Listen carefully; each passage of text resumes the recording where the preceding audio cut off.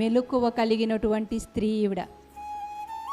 ఇక్కడ మనం ఆగి ఆలోచించవలసిన విషయం, లేదా మనల్ని మనం ప్రశ్నించుకోవాల్సిన విషయం ఏంటంటే, చనిపోయినటువంటి తన కుమారులకు అంత కాపలా కాస్తుంది తల్లి, బ్రతికున్న మన బిడ్డలకి మనం ఎంతవరకు కాపలా కాస్తున్నాము?